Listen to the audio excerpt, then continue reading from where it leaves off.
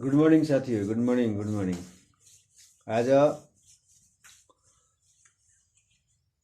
साना किसानको मोडेलमा समूह र अन्तर समूहलाई कसरी जिम्मेवारी बनाउने भन्ने सन्दर्भमा केही समय छलफल गरौँ भन्ने लाग्यो। साथीहरू, साना किसानको मोडल हरेक क्षेत्रमा पृथक छ।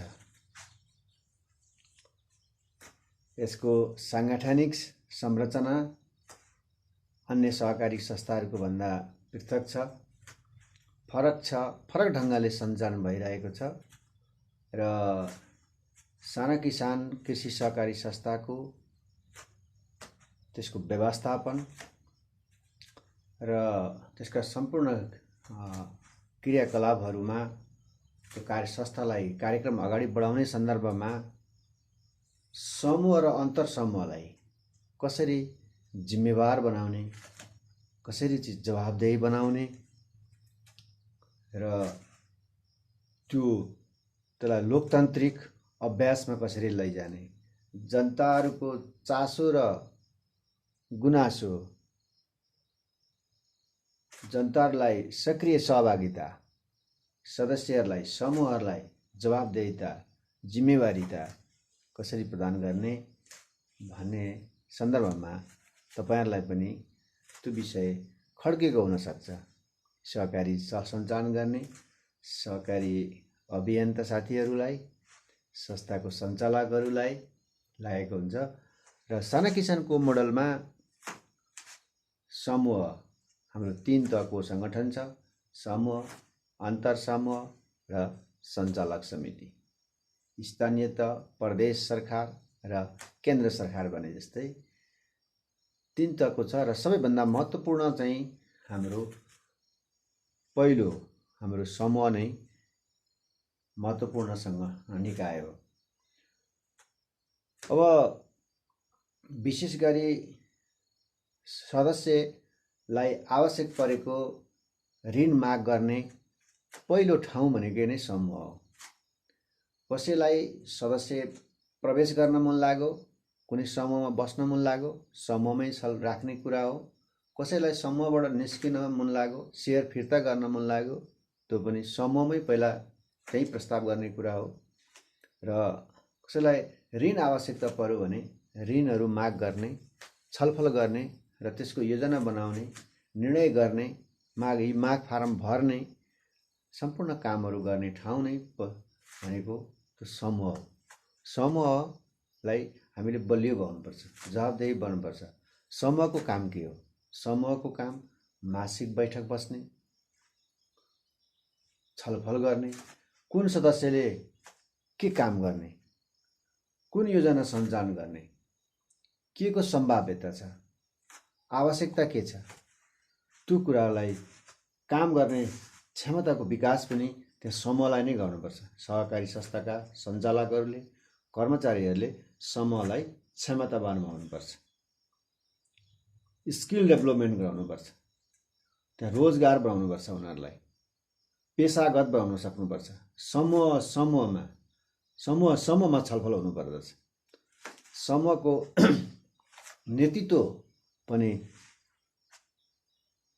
नेतृत्व पनि समूहभित्रको योग्य मान्छे, क्षमतावान मान्छेलाई समूहको नेतृत्व दिनुपर्छ र प्रत्येक समूहका सबै सदस्यहरूलाई व्यावसायिक बनाउनुपर्छ। बचत सेयर लगानीमा उहाँहरूलाई त्यसको महत्त्व बुझाएर अधिकतम बढीभन्दा बढी सेयर लगानी गर्ने, बचत कारोबारहरूमा संलग्न गराउने र परिवारका ती समूहका सदस्यका परिवारका सम्पूर्ण सदस्यहरूलाई बालदेखि वृद्धसम्म सबै आमाहरूलाई बचतको कार्यक्रममा सहभागी गराउन सक्नुपर्छ। व्यक्ति प्रतिस्पर्धी हुन गराउन सक्नुपर्छ। बच्चाको बचत, बालको बचत, आमाको बचत, बाबाको बचत, भाउजूको बचत, बुहारीको बचत, बहिनीको बचत, सबै बचतहरू, बाल बचतहरू, वृद्ध बचतहरू, आमा बचतहरूमा बचत गराउन सक्नुपर्छ र परिवार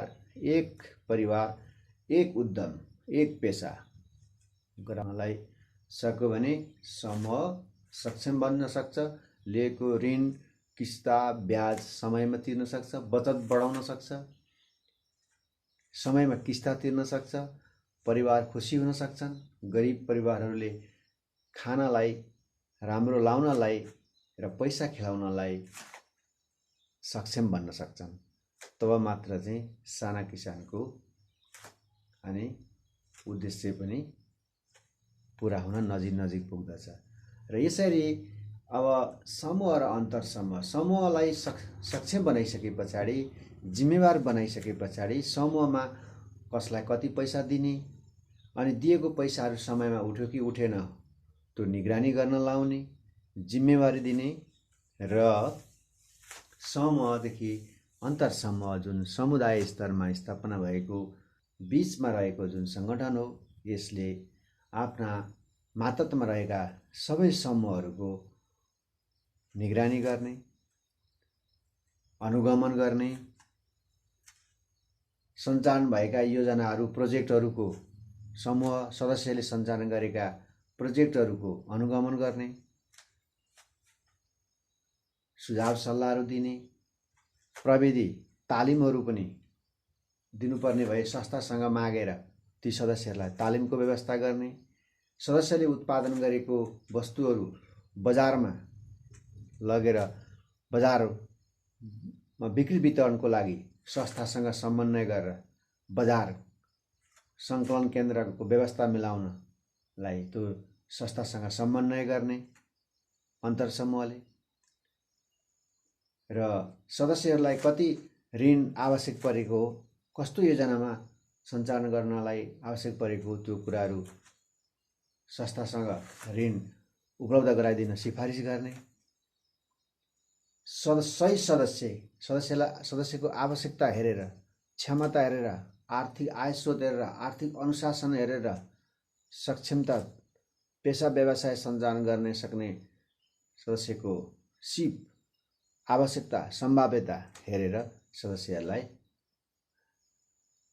पुँजी उपलब्ध गराइदिने, त्यस पुँजीले त्यो व्यवसायलाई सफल पार्नको लागि सिप, तालिम, ज्ञान उपलब्ध गराउने, यी सबै काम समूह र अन्तर समूहभित्र गर्नुपर्छ भन्ने कुराको जिम्मेवारी यदि संस्थाको अध्यक्षले, प्रबन्धकले, सञ्चालकले त्यो जिम्मेवारी दिलाउनलाई प्रष्ट पार्न सक्छ भने समूह र अन्तर समूहले राम्रो भूमिका खेल्छन् र एउटा समुदायभित्रमा त्यहाँ साना किसिमका क्रियाकलापहरू, आर्थिक क्रियाकलापहरू, पेसागत क्रियाकलापहरू, संस्थागत सूचनाका कुराहरू र त्यो भित्रका नीति नियमका कुराहरू, उनीहरूको समूह र अन्तर समूहको काम जिम्मेवारी के हो त्यो कुराहरू स्पष्ट पार्न सक्यो भने त्यसलाई नेतृत्व गर्न सक्छन्। समूहले नेतृत्व गर्न सक्छ आफ्नो समूहमा, अन्तर समूहले त्यसलाई मोनिटरिङ गर्न सक्छ, अध्ययन त्यसलाई अनुगमन गर्न सक्छ र त्यसको रिपोर्टिङ संस्थामा पेश गर्न सक्छ र संस्थाबाट भएका कुराहरू त्यहाँ ल्याएर अन्तर समूहमा लगेर सञ्चारको माध्यम बन्न सक्छ समूह अन्तर समूहहरू।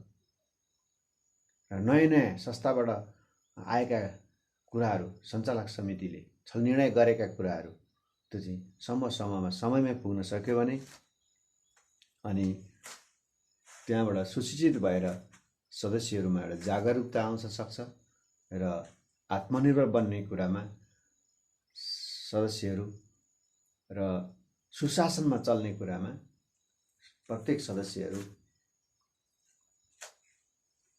क्रियाशील रहन सक्छन् हैन। र संस्था, समग्र संस्था नै चाहिँ एउटा चाहिँ संस्थाको प्रत्येक पिल्लरहरू, सबैले खाँबाहरू चाहिँ अब त्यो पिल्लर, समूह अन्तर समूहको पिल्लर हो, ठुला पिल्लर, बिम भए, कोही पिल्लर भए, त्यो पिल्लर बलियो भइसकेपछि संस्था समग्र रूपमा चाहिँ घर हो, त्यो घरै बलियो हुन सक्छ। र त्यहाँ सञ्चालक समितिले समूह अन्तर समूहमा त्यत्रो ठुलो भूमिका खेल्नु पर्दैन। सञ्चालक समितिले नयाँ नीतिहरू बनाउने, नयाँ भिजनहरू ल्याउने, भिजनहरू कार्यान्वयन गर्ने, विशेष गरी पुँजीको व्यवस्था गरिदिने, शिक्षा दिने, बजारको व्यवस्थापन गर्ने सञ्चालक समिति, प्रबन्धक, कर्मचारीहरूले, प्रबन्धकीय क्षमतामा बसेकाहरूले नयाँ नीति बनाउने, बजारीकरण गर्ने, पुँजीको व्यवस्थापन गर्ने, विभिन्न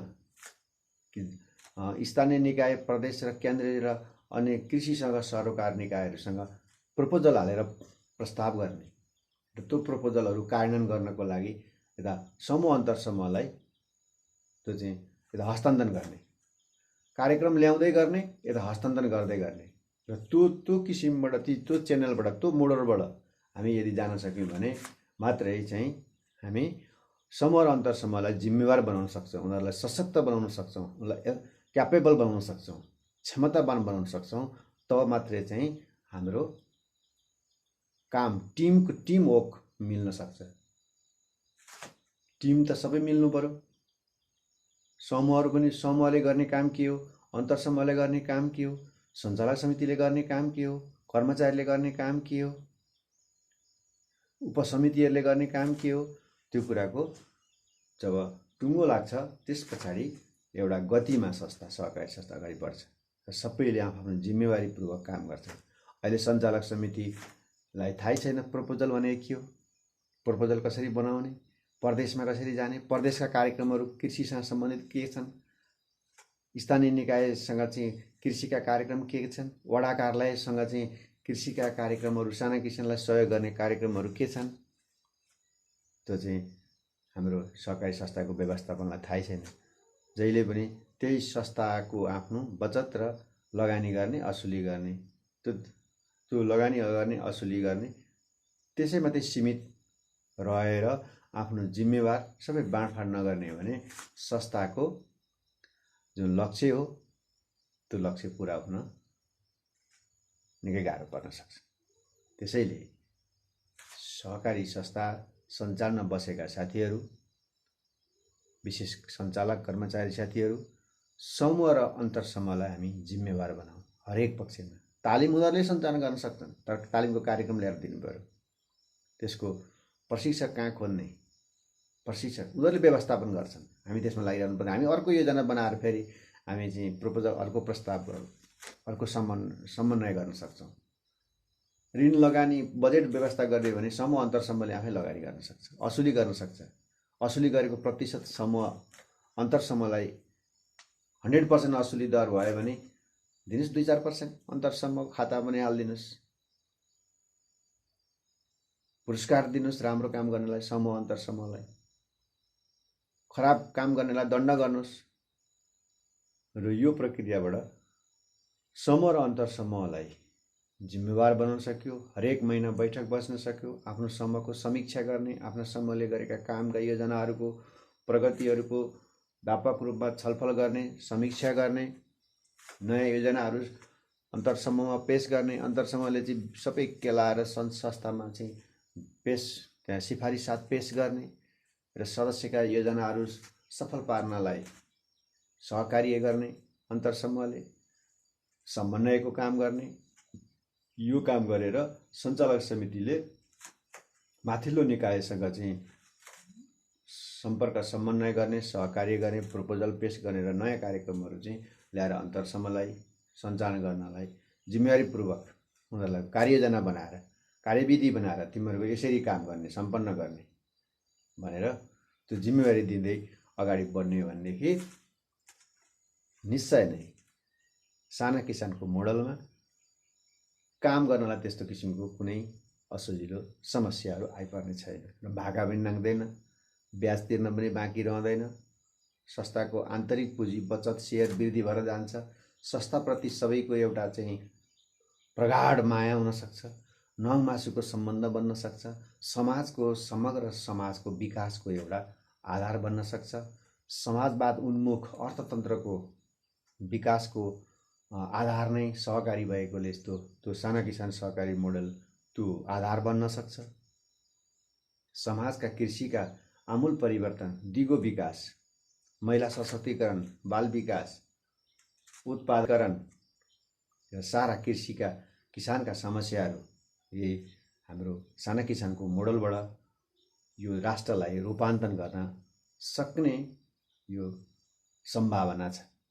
त्यसैले साथीहरू, यो जति पनि हाम्रो यो विषय उठाउनु भयो, छलफल भयो, यसलाई मध्यनजर आत्मसात गरेर गहन तरिकाले आफ्नो संस्थामा छलफल गरेर समूह र अन्तर समूहलाई कसरी जिम्मेवार बनाउने, संस्था कर्मचारी समिति अध्यक्ष कसरी योजनाहरू बनाउने, बजारीकरण गर्ने, समन्वय गर्ने कुरामा स्रोत जुटाउने कुरामा त्यो कसरी त्यो जिम्मेवार बन्ने, शिक्षा समिति कसरी जिम्मेवार बन्ने, यी कुराहरूमा गम्भीर तरिकाले चाहिँ आफ्नो संस्थामा तपाईहरुले छलफल गरेर कार्ययोजनाहरू बनाएर र कार्यविधि बनाएर हरेक आफ्ना संगठनहरूलाई जिम्मेवार बनाएर अगाडि जानु भने संस्था सफल हुनेछ, संस्थाले नाफा कमाउन सक्नेछ, नाफाले धेरै कामहरू यस संस्थामा सञ्चालन गर्न सक्ने र समाजलाई रूपान्तरण गर्न सक्ने सम्भावनालाई यहाँहरूले आफ्नो संस्थामा छलफल गर्नुहोस्,